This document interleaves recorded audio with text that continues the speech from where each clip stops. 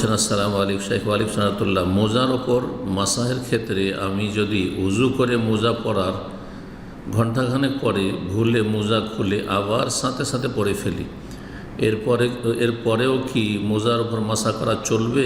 যদি সেই সময় উজু থাকে, যে সময় মোজা খুলে ফেলেছেন সেই সময় যদি উজু ছিল আর তারপরে উজু থাকা অবস্থায় যদি পরে থাকেন, কারণ মোজার মশার জন্য শর্ত হচ্ছে যে সেটা যেন পবিত্র অবস্থায়, উজু অবস্থায় পরিধান করা হয়।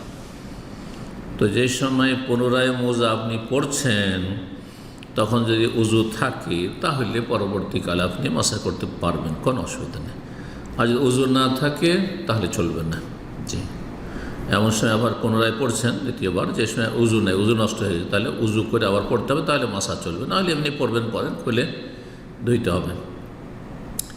আর উজু করে মোজা পরার কিছুক্ষণ পরে ইচ্ছাকৃত মোজা খুলে টয়লেটের কাজ সেরে আবার মোজা পরে নিলে পরবর্তীতে কি মোজার মাসা চলবে?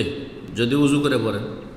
আর উজু না করলে হবে না, টয়লেটের কাজ সারলেন আবার মোজা পরে নেন কিন্তু উজু করলেন না, তাহলে মোটেই জায়েজ নয় মোজার মাসা করা।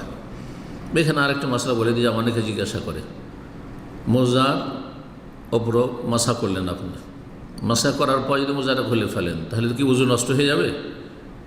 এই ক্ষেত্রে অধিকাংশ ফুকাহারা বলছেন যে যার উপর মাসা করে সেটা যেহেতু আপনি খুলে ফেলেছেন উজু নষ্ট হবে, কিন্তু কোনো দলিল নেই এর। কিন্তু ফতুয়াটি ভুল ফতুয়া, যেখানে দলিল নেই।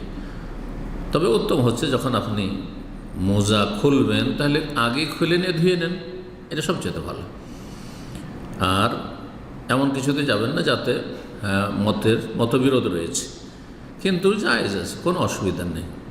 আপনার গরম লেগে উঠেছে, মোজার মাসা করার পরে ভাবলেন যে আমি এতেই সালাত পড়ব, কিন্তু দেখা গেলে খুব বেশি গরম লেগেছে, খুলে ফেললেন, ওজু নষ্ট হবে না, ওজু নষ্টের কোনো দলিল নেই। জি।